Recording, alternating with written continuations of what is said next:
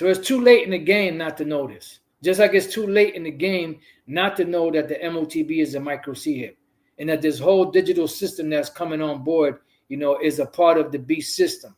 And that's what the apostle John saw on the island of Patmos when he saw the future and the future of commerce and the future of the world and the new technological age, which he didn't understand. So he had to write it in terms that were familiar to him in that time when he was writing it back in 96 AD. That at that time you were without Yahushua. Why? Because you were pretty much bugged out. You were gone. Being aliens from the Commonwealth of Israel, because the Commonwealth of Israel belongs to the Israelites.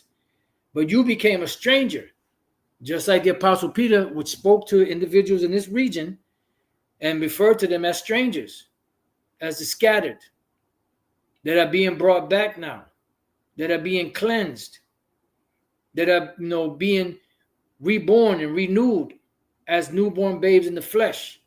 The Apostle Paul mentioned the same thing in the next couple of chapters in Ephesians, the 4th chapter, where he speaks about being renewed in the spirit of your mind. Why? Because you were darkened, your mind was darkened because of those vain conversations you received from your ancestors.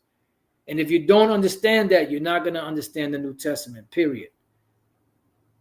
And that's the bottom line.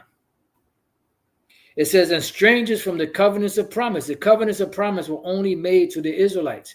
And this scripture here is what these devils like vocab try to use to insert all nations. No, this is not an insertion. And there's one word here which they're trying to explain it away. Well, no, when reconcile, it means to be brought back to the good favors. But also in the case of the Gentiles, it's talking about being whatever the fuck they said. They just make it up as they go. You see?